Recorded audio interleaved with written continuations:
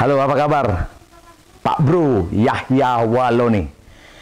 Saya tertarik sekali ketika mendengarkan ceramah Anda yang mengatakan bahwa Bible itu palsu. Mana?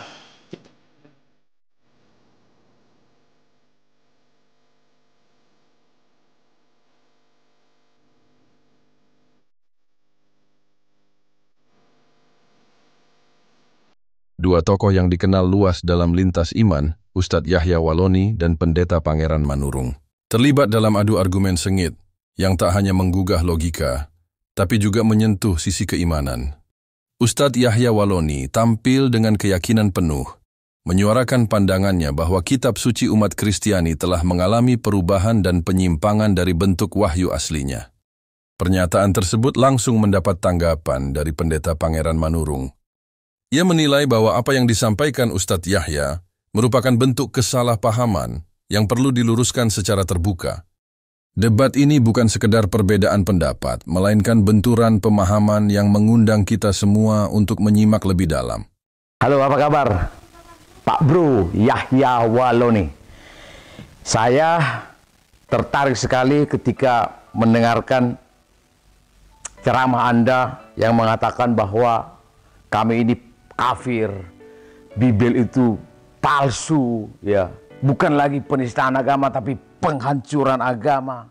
Dan yang menarik bagi saya adalah permasalahan teologis yang Anda sampaikan. Yang kedua, tantangan debat atau dialog yang Anda ajukan.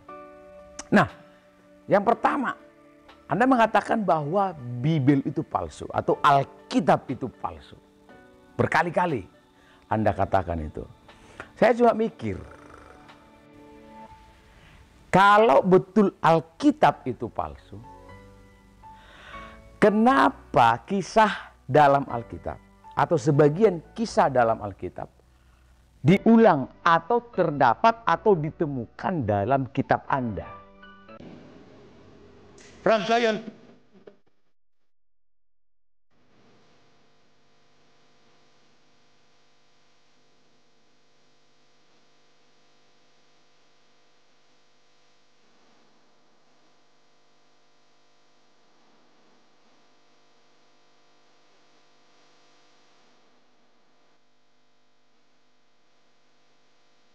Kalau Alkitab yang mengisahkan kitab, kisah Salomo, kisah Musa, dan nabi-nabi yang lain, itu dianggap palsu.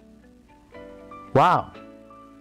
Jadi, mana yang lebih repot? Ya, kalau ini betul-betul palsu, tetapi ternyata kisah yang Anda anggap ini adalah palsu, itu malah ada dalam kitab Anda. Saya sungguh senang mendengarkan Ustadz kalau ceramah ketika membicarakan Nabi Sulaiman, ketika membicarakan Daud, ketika membicarakan nabi-nabi yang lain yang ada di dalam Bible. Mengapa? Ya, Anda tidak berpikir secara normal begini, sehingga dengan marah Anda mengatakan bahwa Bible itu palsu. Bahkan bukankah dalam kitab Anda istilah Injil itu juga dituliskan? Taurat juga dituliskan. Istilah Zabur, Mazmur juga dituliskan. Lalu sekarang Anda mengatakan bahwa semua ini adalah palsu. Itu mestinya mikir. Ya. Baik, kalau Anda mengatakan bahwa Alkitab itu palsu, saya mau tanya, Pak Bro, mana yang asli?